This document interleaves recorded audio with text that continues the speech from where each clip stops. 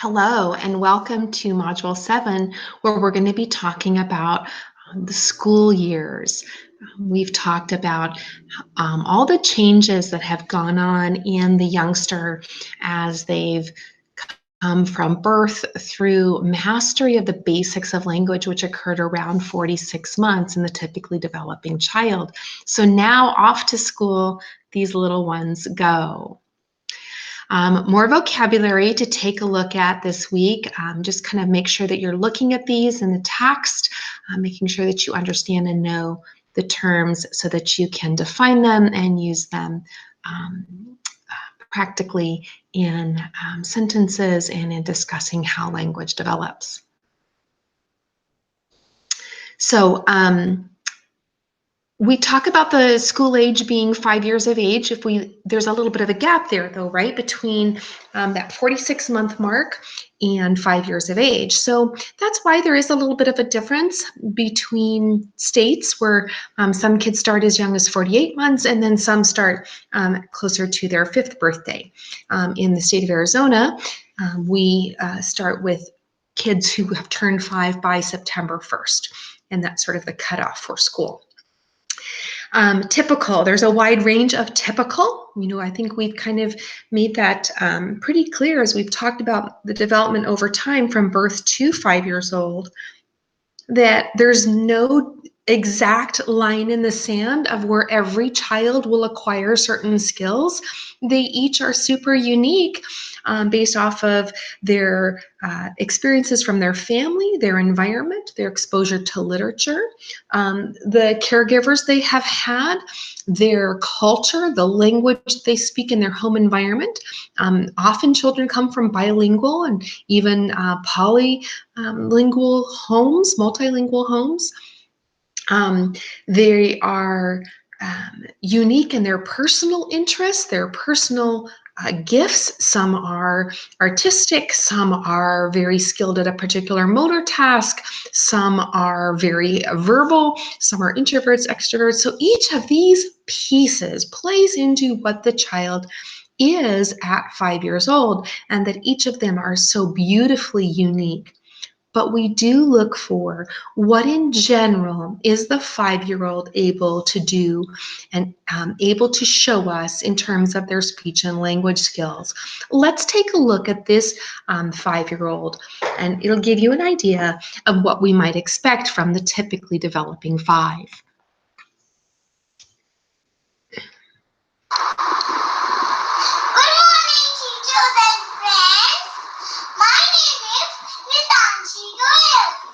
Can you guess what to about today?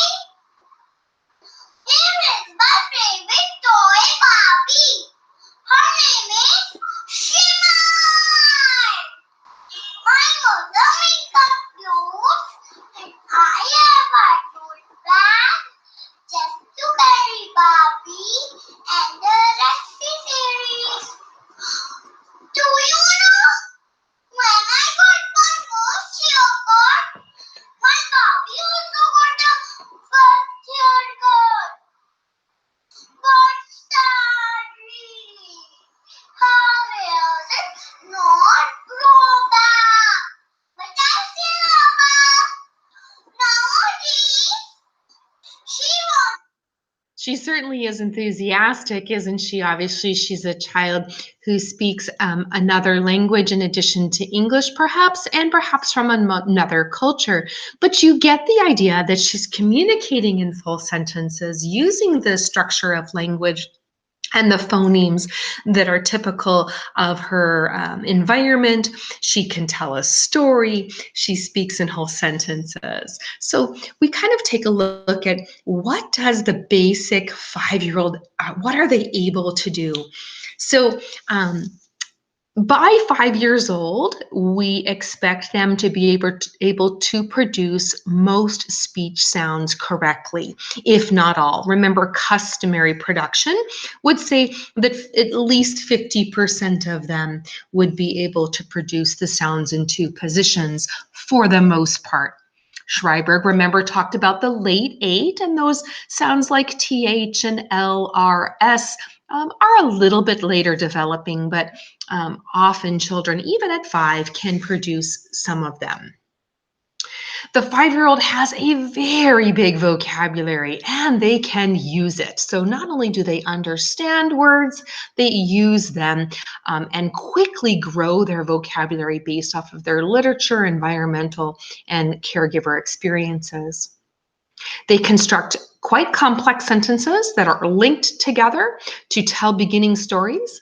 They can make indirect requests such as, boy, sure am hungry, and asking for a snack, or that looks good if they're watching someone eat ice cream. They ask questions, they can use negation, they can use inflection. If you look at that little girl in the past video, the inflection and enthusiasm that she can put into her language because she has learned some social language skills. They know the difference between someone writing something and someone drawing something, and they can carry on a conversation. Pretty remarkable when you think these accomplishments happened within 60 months of birth. So we have this child who has mastered much, but in the school age years, so from 5 to 18 years old, language is going to continue to grow in all of the general areas, but there's in one particular area where we're going to see the greatest growth, and that is in pragmatic competence. Understanding the social rules of language, knowing how to say something, when to say it, exactly what to say, knowing that there are social and cultural impositions on what and we say and how we say it that change the context, content, and manner with which we express our thoughts. Pragmatics include the tones we use. Stop, stop, stop. Each one carries its own intention and its own meaning. Gesture, whether that be a physical gesture or a subtle gesture, body and facial posture and expression, how close we are to someone, whether we stand in close proximity or close relationship, and then turn taking in context, turn taking in a classroom, turn taking in an argument, turn taking in a story tell. All of these vary and will be learned by the school-age child over the next few years. Pragmatic competence has within it other competencies, including functional competence, sociolinguistic competence, and interactional and cultural competence. So when we talk about pragmatic competence, we're actually talking about competencies in a variety of areas. So pragmatics itself is the people who are using language and the language itself. So these are the aspects of pragmatic language that are going to develop over the school age years. In terms of functional competence, a child will be able to start talking and sharing their thoughts and feelings. They're going to learn the reasons we communicate. Either we're making a request, we are rejecting something, or we're commenting on something. They might use language to solve a problem or defend an argument, explain or compare, make a prediction or an inference. There's many reasons why we use language. Each of them is unique, and the language we use, the context in which we use it, and the manner in which we use it is based off of our functional competence. Sociolinguistic competence is the manner in which we speak. So it's easiest to think of this if we talk about registers. Registers are how we move within a language depending on context. So if you're speaking to your professor, you may use a more formal register, or perhaps you're going for a job interview, or you're meeting with the President of the United States. Perhaps you'd use a formal register. It's nice to meet you, so thank you for your time today. I would like to ask you if, versus an informal register, which you might use with someone very familiar, a close family member or friend. Hey, how's it going? What's up? I don't like it when you do that. These informal registers have a place and a time in which they're appropriate. And dependent on the audience or context, we have to vary how we speak and the manner in which we speak, even the vocabulary we choose. And that is sociolinguistic competence. Moving between registers is called code switching. So if I use a particular type of language, hey, what's up, with a certain group of people, to hello, how are you all today? I can switch between the codes, between the registers, between the vocabulary I choose and the manner in which I speak because of my sociolinguistic competence.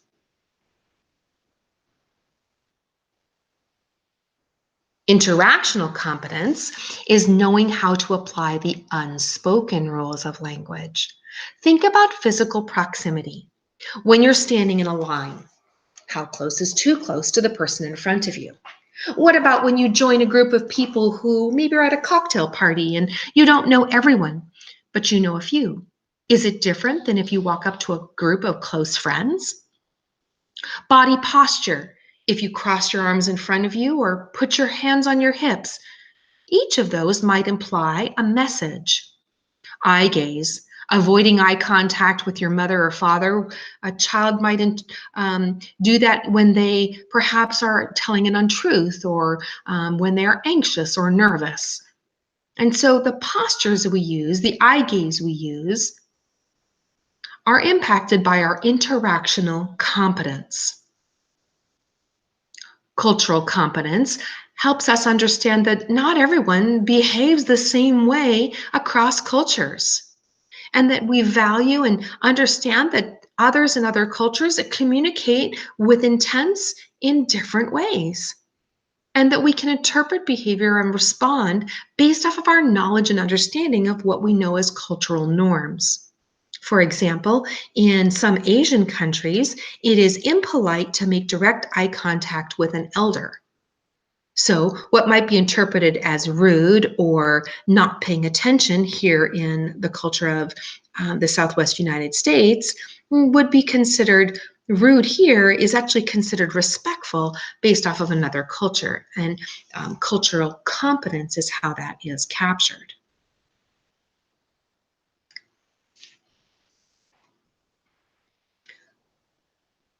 We use the zone of proximal interest to help us determine how close we can get to someone,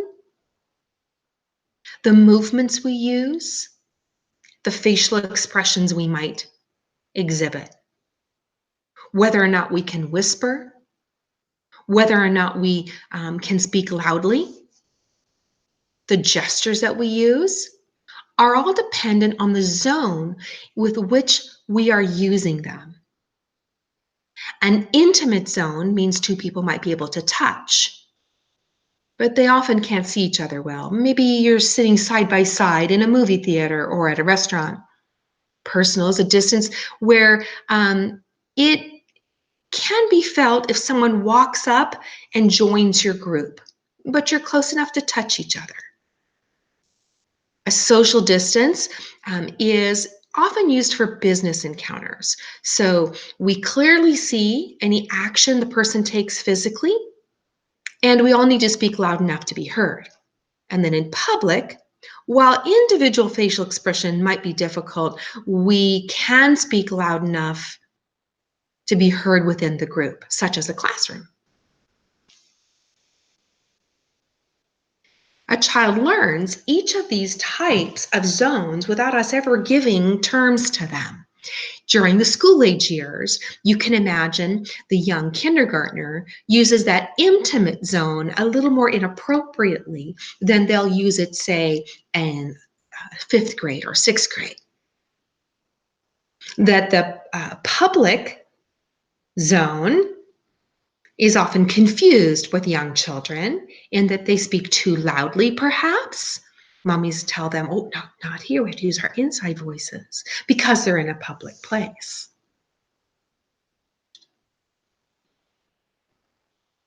When children learn to interpret communicative intent, so the reason why someone's talking, when they're learning to communicate and we're learning why someone is communicating with us, we actually have to use only a portion of what is said. 38% of the tone, the voice, the manner, and 55% of what they say is interpreted through body language. So semantics is the what they said, the words, the meaning, the expression, even if it's, sarcasm or whatever it might be. Pragmatics is what that relationship is between the speaker and the listener, what is implied in the words that were used and how the words are used, the gestures, facial expression, and tones that are said with them. Another significant area of growth during the school age years is metalinguistics. That's the ability to consider, change, and manipulate language. I like to think of it as the ability to talk about talking, talk about thinking, think about talking, and to think about thinking. The most dramatic growth in metalinguistics is going to happen between 5 and 8 years of age, though metalinguistics will continue to grow well through the school years. And it's in terms of metalinguistics that we talk about higher order thinking. So as a child grows in their ability to use metalinguistics, they grow in their ability to think about thinking, think about talking, talk about talking and talk about thinking. A child who's a teenager is now able to rationalize their thought. Why did you support that political party? What do you think is an answer to global warming? How can we solve the plastic crisis in the United States? These questions are best answered when a child has developed metalinguistics, the ability to think about the content, the words I said, apply knowledge and understanding, and use higher order thinking skills in order to reason, problem solve, infer, rationalize, and debate.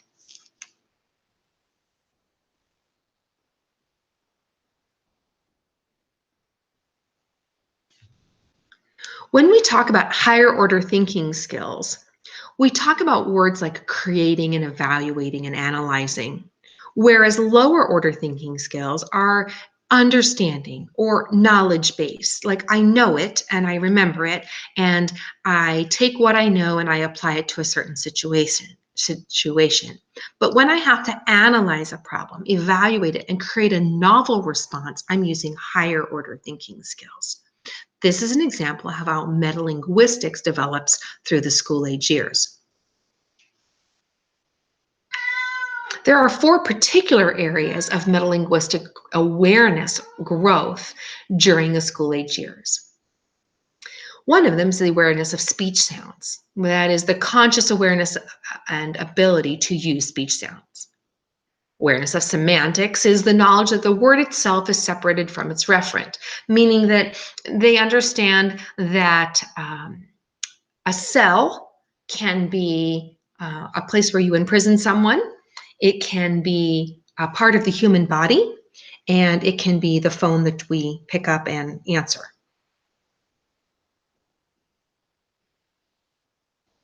Awareness of morphology and syntax is really based off of their understanding that we use language and change language based off of how we manipulate the syllables within those words. So how words are ordered, how we take these arbitrary terms and apply them.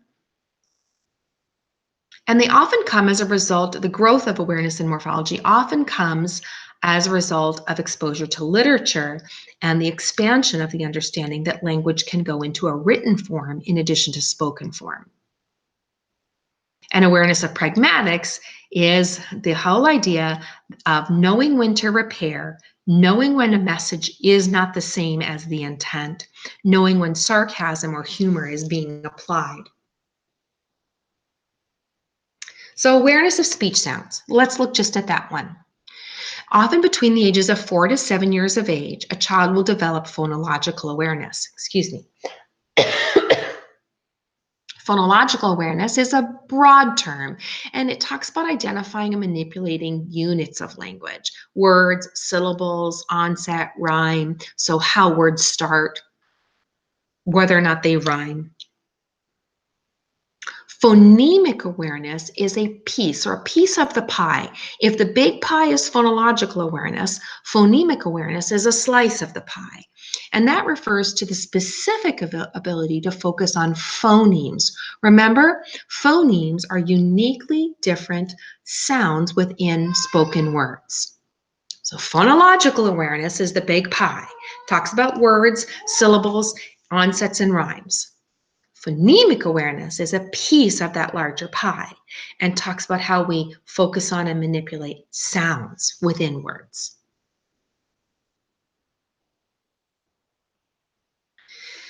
Phonological awareness is a prerequisite for learning to read. So you can see that phonological awareness is something, since it develops between 4 to 7 years old, is one of the key skills that a child will learn during the school age years. A child's ability to use phonological awareness has a direct connection to their vocabulary knowledge and their ability to spell and read.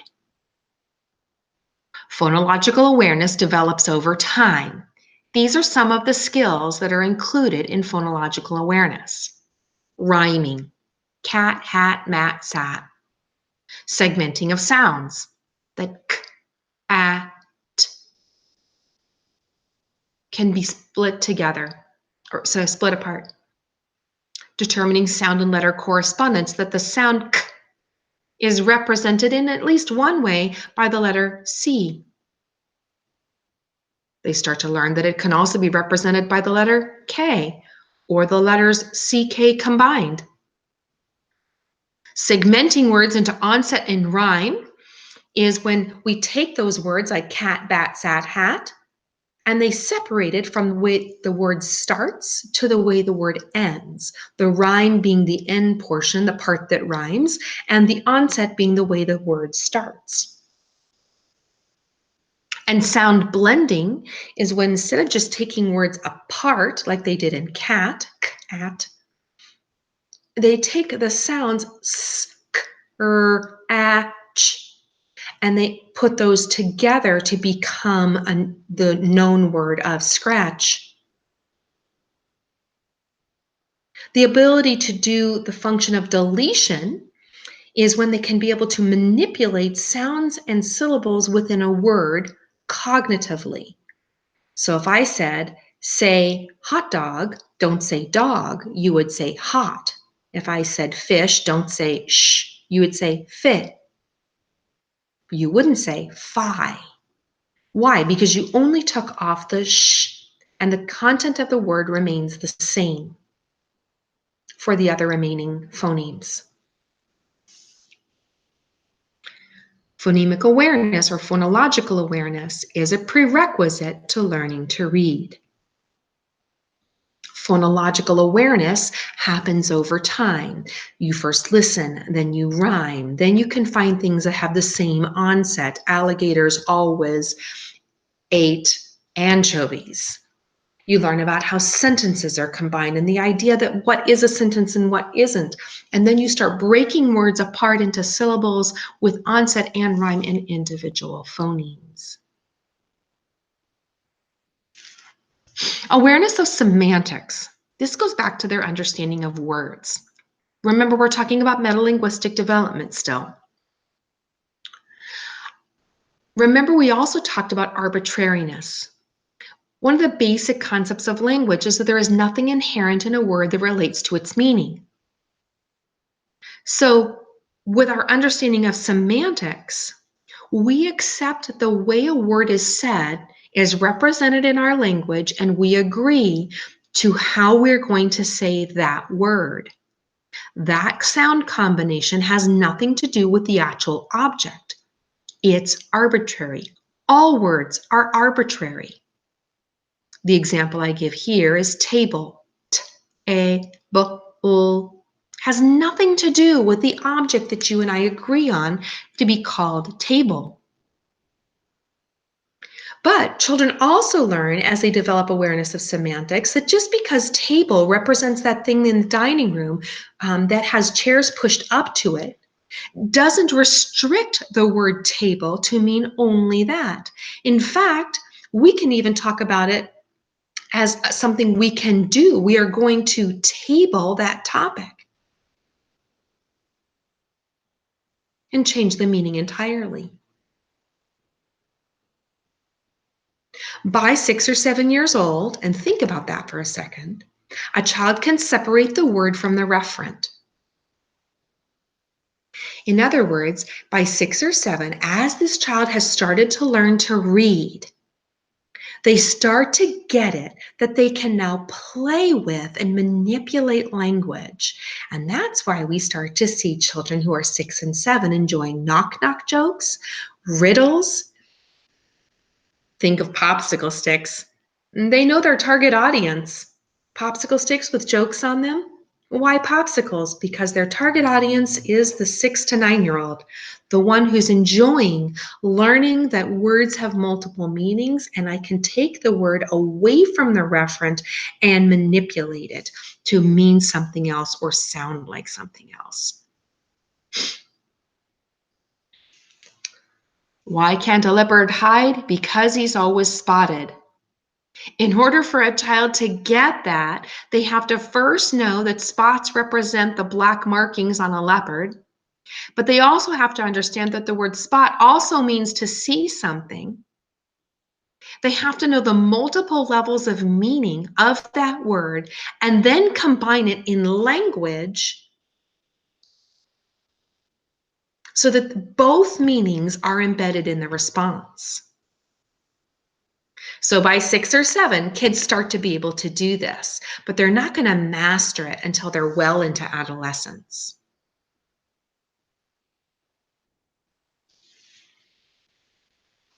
Semantic awareness also helps little ones decide if that makes sense.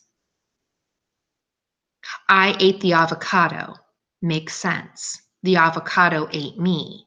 Does not. The boy rides the bicycle. That makes sense. Think of that as the child is learning to read. They know that one of the ways to help decode is to use predictability and semantic awareness, that there's only certain combinations that are going to finish that sentence. The boy rides the... If the word starts with the onset of "ba," their chances of even guessing the correct word increase simply because of semantic awareness. Because they know the bicycle rides the boy makes no sense. Awareness of morphology and syntax really comes when children start to learn how to spell. We'll see children who have morphological errors, who, once they learn how to read, we'll see some decrease in those errors simply because they start to see it in written form. By 6 years old, a child knows if the words in the sentence make sense and if they're said in the right order. Hope soon mom dinner you're making? Well, that doesn't sound right. I think we get the general understanding of what the intent was, but a 6-year-old will know that, no, you said that wrong. Their cultural understanding is that that's not how we put those words together. Awareness of pragmatics, and I explained a little bit about that in some of the slides previous, where we said the child understands proximity and when a partner doesn't understand, and how they'll add a comment or repeat perhaps what the partner has said. They'll add clarification. By 6 years old, A child, 5 or 6 years old, a child understands if the message that was sent doesn't match up with their information or knowledge or understanding. By 7 or 8 years old, they understand that weight is not with their understanding, but they also understand that their partner may be the one who made the mistake, and they will ask for help or clarification. And by adolescence, a child's pragmatic skills are fully developed. Do you want to know the difference between a freshman in high school and a senior in high school? The freshman stands out because they don't have fully developed pragmatic skills. The 18-year-old experiences what they call senioritis because their pragmatic skills are closer to the adult world than they are to the child or teenage world. And so therefore, they no longer fit with the pragmatics of children who are still developing social skills.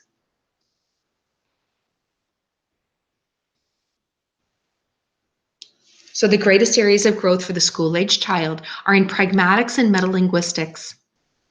But that's not all. There's also great growth in semantics and morphology. And next week, we're going to talk about how word knowledge and grammar change during the school-age years.